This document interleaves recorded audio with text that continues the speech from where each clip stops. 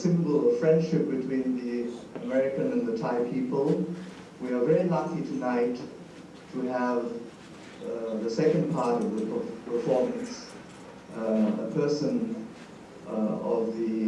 of such renown as Richard Adler. He is not only one of America's greatest songwriters, he has composed music for every medium in the entertainment world, for theater, motion pictures, television. He's written classical songs, ballets, and pop.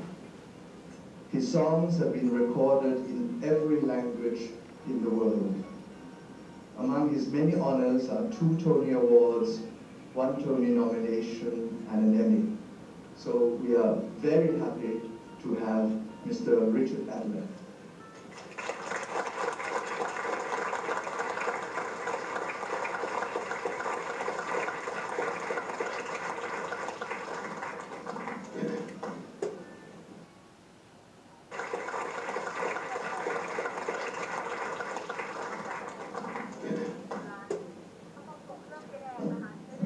Your Majesty, very special honored guests.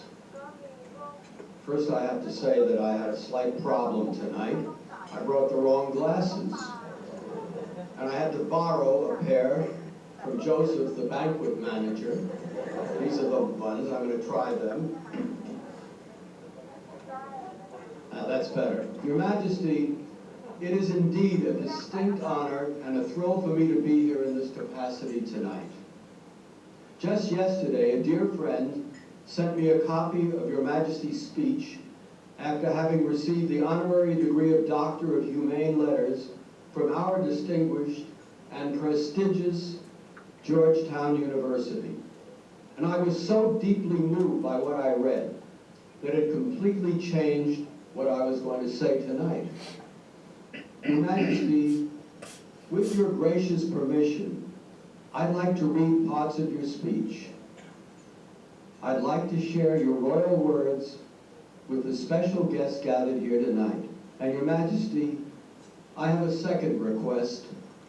May I respectfully call Your Majesty, just once, Doctor?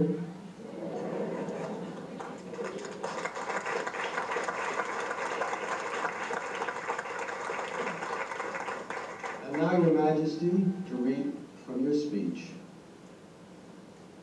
I remember that I followed His Majesty the King to the rural areas of Thailand for the first time almost 40 years ago. I can remember how hot and dusty it was and how I wanted to rest after many hours of meeting people under the midday sun.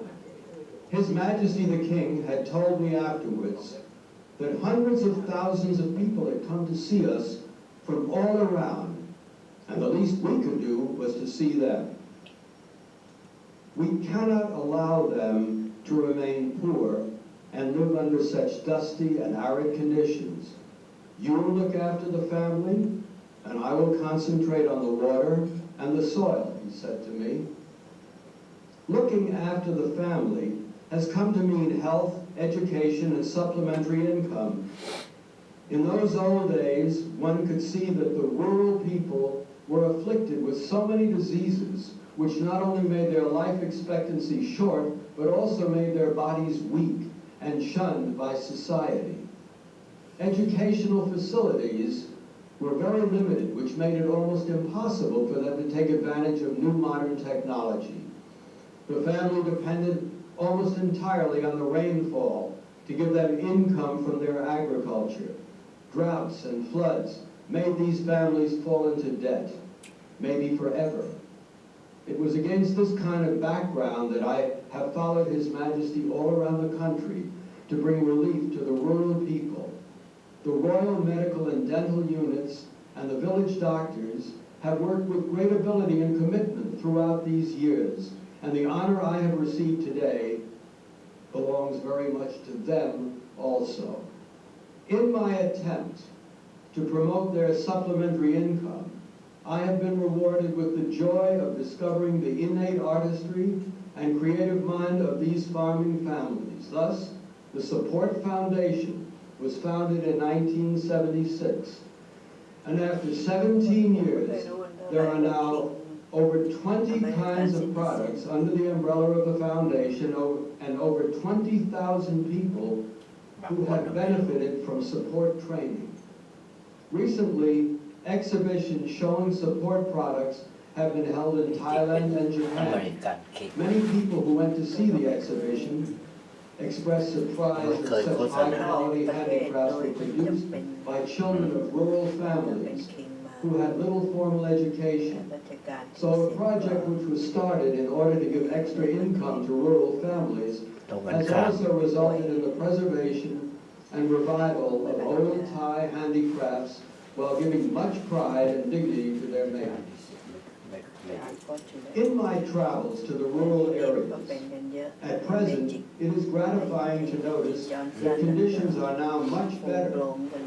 The roads and communications are more convenient, and the education facilities have been greatly expanded with elementary compulsory education extended to 6 years. There are now universities in all regions, giving education opportunities to people living outside Bangkok, which did not exist 30 years ago. Health conditions are also much improved. Malaria having been almost totally eradicated, and I can hardly see any cases of the terrible diseases I saw in the old days. I'm also very glad that in the north, opium growing has almost disappeared among the hill tribes who have willingly switched to vegetables, fruits, and flowers, owing to projects initiated many years ago by His Majesty the King. This is a tribute to His Majesty's succeeding governments, which have worked hard with the assistance and cooperation of many foreign friends, especially the United States.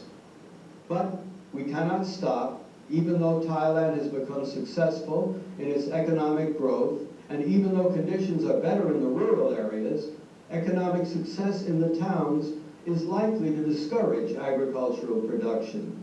Those that remain to produce food are going to find themselves at a disadvantage compared to their industrial counterparts, but we must give encouragement to the Thai farmers to make Thailand remain a food-producing country, thereby continuing to help relieve the world food shortage. Also, there are grave environmental problems, especially the destruction of forests, which, if it cannot be stopped, could result in disaster for the whole country in the years to come. So, I will try to continue my work in the rural areas as much as in the past. I would like to thank all of you for the moral support you have given me today, which has given me great encouragement.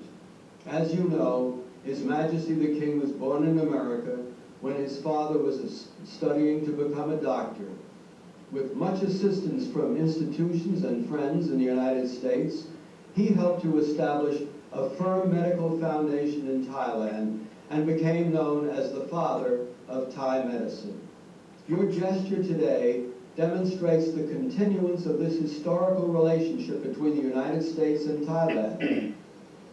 By accepting the honor you have given me, let me adopt Georgetown's famous motto, Utraque Una, making both into one.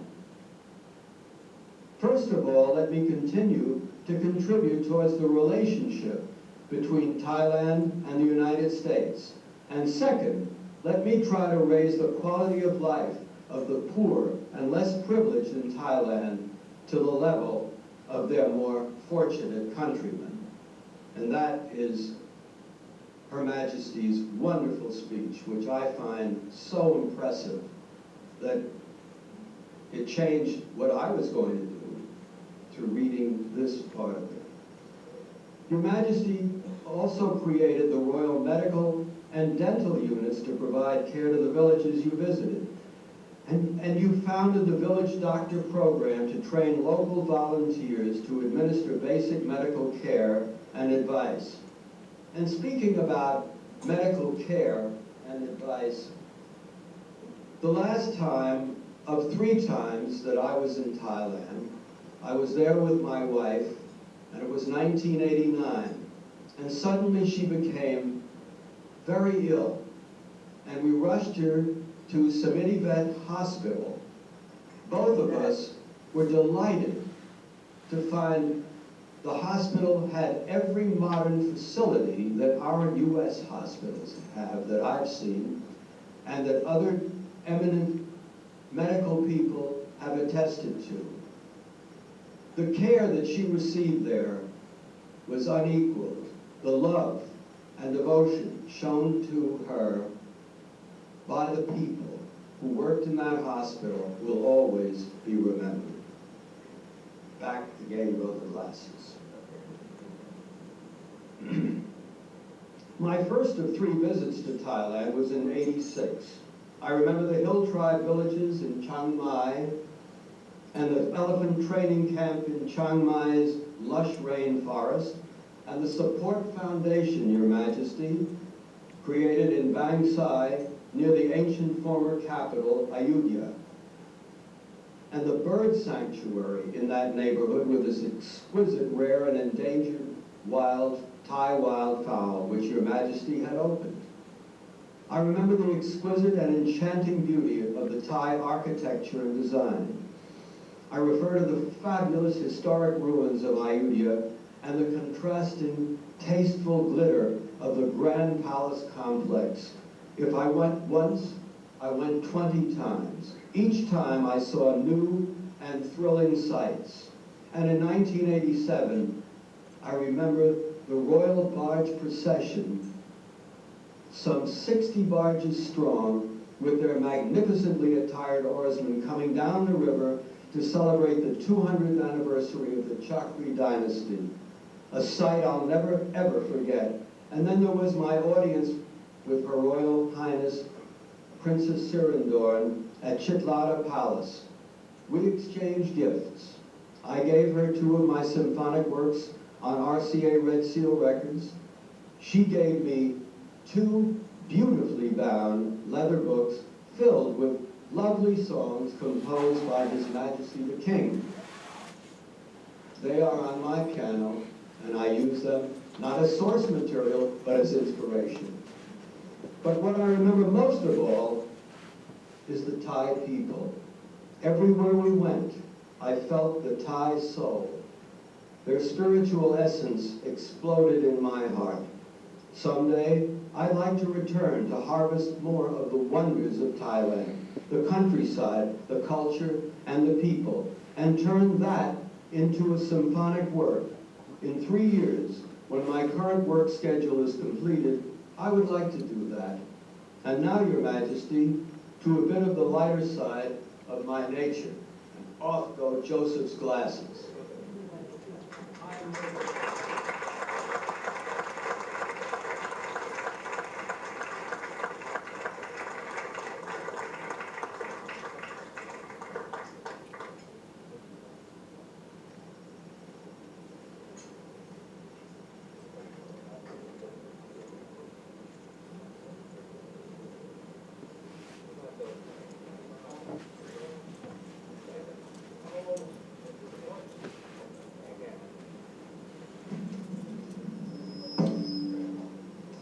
Hot. Tune it down a little, please. I think we're a little bright. Technician.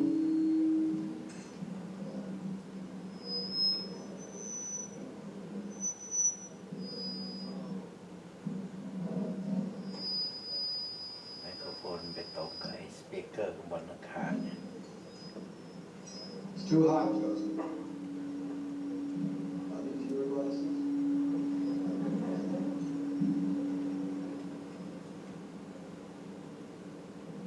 Sorry, มันอยู่ทางขวาด้านหลังต้องเข้าไปทางนั้น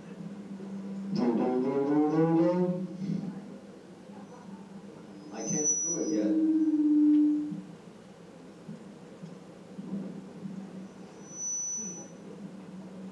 This is what they say, Your Majesty, in our country, having egg on your face. Here I stand, trying to go forward, but I don't want to blast everybody out of their seats. I think that they've got this a little bit high, and I'm hoping that they're going to turn it down. If I go and hold it like this, maybe, we'll start. I know I'd go from rags to riches if you would only say a prayer. And though my pockets may be empty, I'd be a millionaire. My clothes may all be torn and tattered,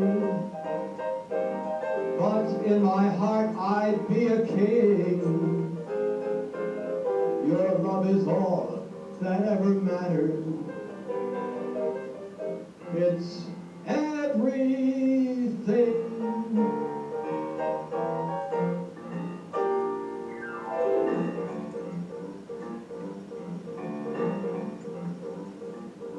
I got steam heat, I got steam heat, I got